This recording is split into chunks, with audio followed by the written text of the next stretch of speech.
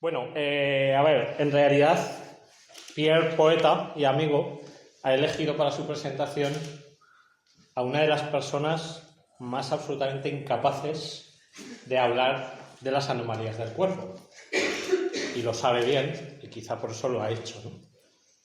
Hay asuntos que me entran por un oído e inmediatamente hay un mecanismo de defensa que por el otro los expulsan.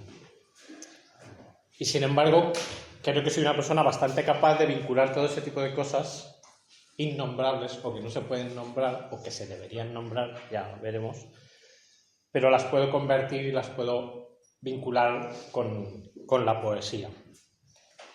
Virginia Woolf, que sabe y escribió también de anomalías del cuerpo, hay un momento en el que explica que la literatura tradicionalmente ha entendido el cuerpo como si de una lámina transparente se tratase, una lámina que permite ver directa y nítidamente lo que hay dentro, es decir, el alma.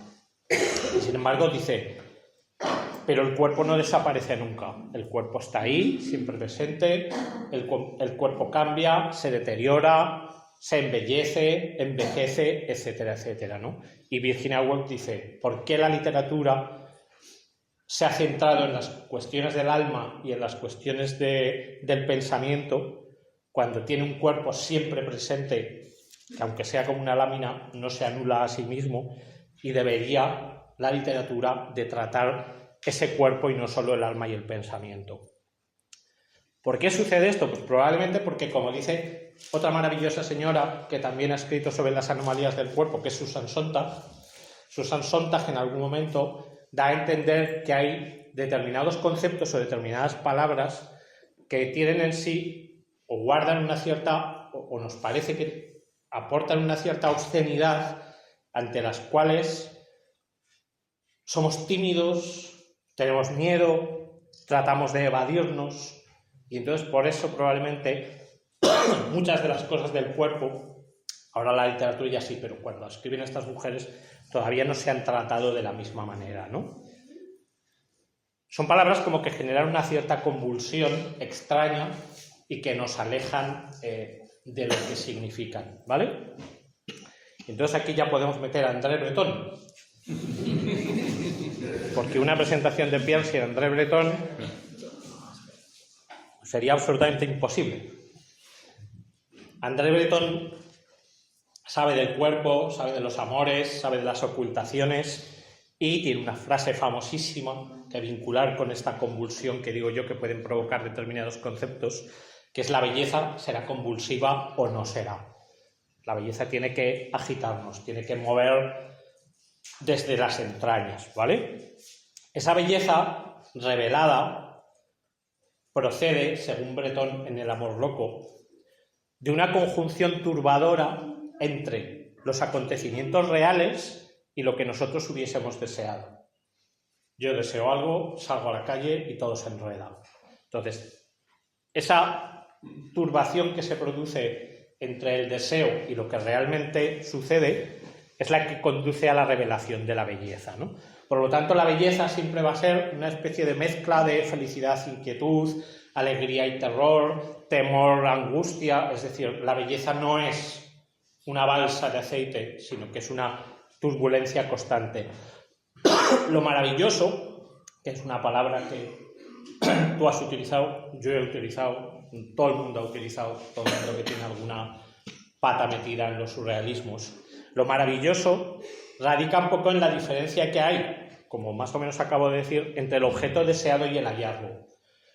Si tú vas buscando algo y lo encuentras, pues sí, lo has encontrado. ¿Y qué? La gracia está en que tú estés buscando algo y lo que encuentres sea otra cosa. No he tosido en 10 años.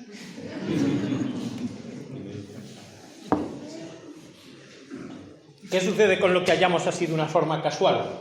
Lo que no buscamos necesariamente, que es lo más interesante, que se convierte en una imagen acertijo. Sigue diciendo Breton, esto te lo sabrás, claro. Imagen acertijo que un poco como el celofán, volvemos al celofán, lo que hace es que parece que está enmascarada. Entonces lo que tenemos que hacer con esa imagen acertijo es despojarla de lo que la enmascara, de lo que la enturbia, y así se va a convertir la imagen en una poderosa fuente de poesía y de comunicación. Hay una frase de Breton que es: junto al abismo se abre el castillo estrellado. Si abrimos las puertas de la visión, lo que va a suceder es que lo ausente se revela como presente. Lo que debía permanecer oculto se manifiesta. Y tenemos que interpretarlo de una manera no solo real, porque lo es, sino también metafórica, poética y comunicativa. Hay un elemento oculto y rojo que es el corazón. Anda, la camiseta. Vaya, llevaba una camiseta con corazón. El corazón rojo y oculto, por más que le pusiéramos delante un celofán rojo, seguiría estando ahí, seguiría latiendo. Y, dice Breton, me ha venido muy bien Breton, el corazón humano es bello como un sismógrafo. ¿Qué hace este sismógrafo? Detectar y desvelar la belleza del silencio y de lo poético frente al ruido de la vida real, y por ruido también entendemos las anomalías del cuerpo. Desvela la inversión del mal en bien, de lo que a priori era malo, pero puede convertirse, no sé si en bueno, pero al menos sí en bien. O la forma en que el poema reconfigura a la naturaleza, porque a la naturaleza es muy difícil oponerse. Y estas anomalías del cuerpo a menudo son parte de lo informe de la naturaleza. Y es ese sismógrafo que es el corazón el que muchas veces detecta esa reconfiguración de la anomalía en poesía. Pierre hace todo esto, si no, no estaría soltando todo esto. Es un libro que requiere, como se dice desde el inicio, requiere entrar despacio. Es un libro por el que es necesario derivar, saber que los pasos dados nunca son los pasos perdidos. Es un libro que nos obliga a sentir la necesidad de necesitar palabras, objetos, luz. Y saber que esas palabras, esos objetos y esa luz se nos cruzan en el camino cuando menos nos esperamos y por tanto contribuyen a estos hallazgos inesperados. Es un libro que invita a agarrarse a la línea de la mirada, obligatoriamente, a asumir el misterio como melancolía, que es un concepto que se repite bastante a lo largo del libro.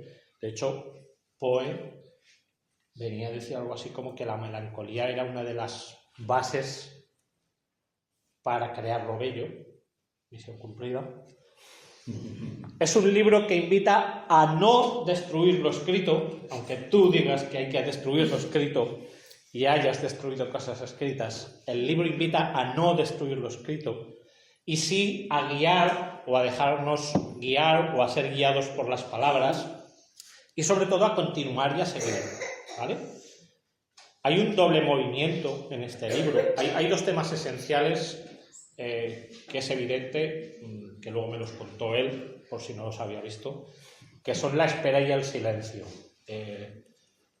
Esperamos el ruido de después, por eso ahora mantenemos el silencio, pero son dos temas esenciales, y entre esos dos temas esenciales hay un movimiento de ida y de vuelta, de subida y de bajada.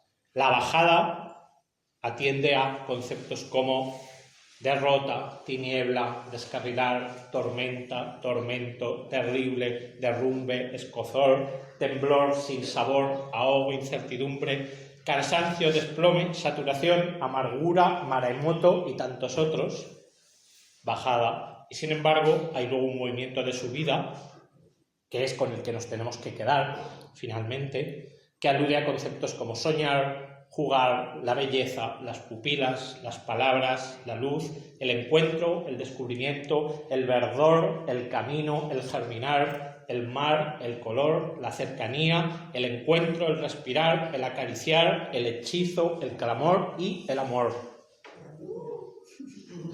Entre otros muchos, porque hay más, pero tampoco era cuestión de anotarlos todos. Dicho lo cual. Ya me he hecho mi idea, ¿no? Bien, exacto. Pero ahora lo vas a refutar tú y lo vas a decir con tus propias palabras, ¿no? La idea es que, aparte del rollo que yo suelto habitualmente, que él también hable, por eso es autor, y entonces quiero lanzarte una serie de, unas poquitas ideas para que nos cuentes algo, ¿no? La primera es evidente, ya veis que ni lo he intentado, que es el título. Sí. Me mandó un audio de un señor hablando alemán, dice, mira, se pronuncia así, digo, muy bien. No lo voy a decir. O sea, vale. Háblanos, pero ya no solo de por qué está en alemán, sino... Vale. El título. En la presentación en Barcelona hace una semana estaba Sandrine, que alguna la conocéis, que le había preguntado a un amigo alemán y lo dijo perfectamente. O sea que no pudimos captar. El título en sí es un hallazgo, y es un hallazgo maravilloso, porque el poemario estaba escrito, se lo había enviado a una persona que nos conocemos por redes, pero no mucho más. Yo conozco su poesía, pero ella nunca había leído nada mío.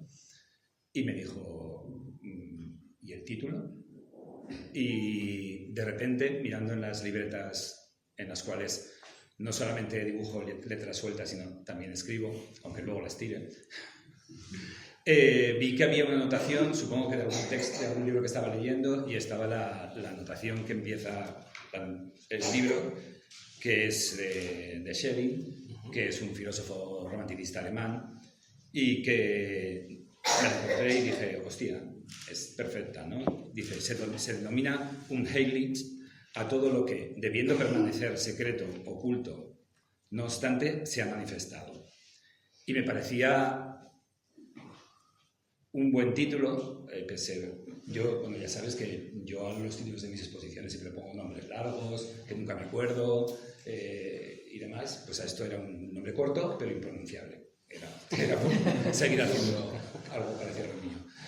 Y me parecía que le venía bastante bien. El término Heimlich luego lo retoma Freud y habla de lo siniestro y tal, no sé qué, pero me gusta más el cariz que le da Schelling y sobre todo los romanticistas alemanes. Y porque además es algo que no, a mí, o sea, permanece secreto. A mí se me ha desvelado, pero en el libro yo no creo que llegue a desvelar. O sea, yo sí que recibo la información, pero durante todo el libro planea la anomalía del cuerpo que dices tú, o llamémosle enfermedad, como lo quieras llamar. La anomalía del cuerpo. Vale, la anomalía sí, porque son tan... Pisarme 2 horas hablando de la anomalía del cuerpo y ahora tú y lo llamas por su nombre. Vale, no, pues pero en realidad hay muy pocos puntos en los cuales detallo que estoy hablando de esto, ¿no? Hay una anotación del cual se lee la palabra punción y creo que 2 más en las cuales puedo hablar de que hay algo que está sucediendo. Y bueno, el libro en sí también es algo que dije y me parece decir. No es un libro que cuando a mí se me desvela lo oculto, yo me planteé escribir sobre esto. Yo hago como siempre y en las esperas escribo. Hasta que llega un día en que de esas esperas decido terminar. Luego podría haber continuado el libro porque hay derroteros que podrían haber llevado a que esto continuara, pero yo decido terminar. En sí va sobre la anomalía del cuerpo, pero freno cuando, o sea, así como yo no me doy cuenta que estoy escribiendo sobre esto hasta bastante mediado el libro. Es algo que voy tomando en las esperas, en mis paseos, en mis derivas. Es una cuestión que te iba a decir porque además cuando supe que tenía que presentarlo a una alumna amiga que es doctora, le dije, ¿qué hago? ¿Qué hago yo con esto? Estoy muy perdido a mí. Digo, y estuvimos comentándolo, y una de las cosas que me dijo me preguntó por cómo había sido el proceso de escribirlo, que es lo que estás contando ahora, ¿no? Yo creo que es un libro que de inicio tiene una cierta incertidumbre basada en, yo preferiría no escribir esto, y sin embargo lo tengo que escribir. O sea, hay una necesidad ahí, no tengo intención, pero sigo avanzando, ¿no? Entonces, esa incertidumbre que es escribir a la par que el proceso, yo creo que es muy interesante, ¿no? O sea, y fíjate, no tienes muy claro en qué momento comienzas, pero tampoco lo cierras, que es lo que dices. No es un libro que hasta aquí hemos llegado, esto queda cerrado, sino que todo, igual que ha empezado, se diluye en una incertidumbre que a mí me parece necesaria para este proyecto y muy vinculada también con los procesos de la poesía, ¿no? Sí, bueno, el final los dos versos finales son... Exacto. Sugieren... Bueno, son inquietantes. Exacto. Y sugieren que podría estar ahí. Y lo cierro... Lo cierro una noche de San Juan, por lo especial de San José. Y decido, aunque hay más impases, pero bueno, decido cerrarlo ahí y agotarlo ahí. Hay otro asunto que yo creo que es esencial también, y es que en realidad el punto de partida es obviamente un asunto muy privado y muy personal, que lo hacéis público, meto el plural deliberadamente, lo hacéis público los dos, y de alguna manera lo convertís en algo universal, ¿no? Es decir, interpeláis a un lector o a cualquiera que pueda saber de este libro, ¿no? Y esa interpelación es la que hace que deje de ser algo exclusivamente privado para convertirse en lo que estamos viendo ahora, ¿no? Sí. Bueno, de hecho, cuando cierro el libro y me he dado cuenta que tengo no sé cuántas hojas escritas en 1000 cosas, en 1000 sitios diferentes, ni yo me lo creo que soy capaz de hacer esto, y lo condenso. En un primer paso es simple y llanamente me doy cuenta al leerlo que es una acompañada al proceso, y que en realidad culmina con un libro de artista que yo regalo. Hay un yo y un tú que están claramente marcados. El yo soy yo, el tú es mi pareja, y es una carta que yo se la mando a un libro de artista y se lo regalo. Y en un principio no iba a ir más allá. Había pasado 2 lecturas porque me apetecía que pulirlo, cosa rara en mí, pulirlo, limpiarlo y no hacer una reescritura, sino ordenarlo bien, pero para que el regalo fuera un regalo redondo, no que tuviera esas inconexidades que de vez en cuando me preceden. Pero una vez regalado y estando en una fiesta de celebración de la vida, que estábamos muchos de los aquí presentes, tú le dijiste a David, pregunta, ¿para cuándo un libro de poesía de Pierre? A lo que David me miró y me dijo, ¿escribes poesía? Y yo le dije, sí, de hecho tengo una cosa. Haberle dicho, ¿tocar la batería? Y te quito No. Y se lo mandé y bueno, me dijo que sí, y aquí está. Le pedí permiso a la interlocutora si se podía hacer, ¿cómo se dice? Público. Me dijo que sí, y de varias lecturas que han hecho, sí que es cierto que me han dicho que no tienes por qué ser conocedor de la historia, gente que no lo conocía, sino que, bueno, que interpelaba a cualquier lector, ¿no? Dentro de que en realidad es un libro muy marcadamente dirigido a una persona y en un proceso en el cual estamos vinculados los dos, ¿no? Claro.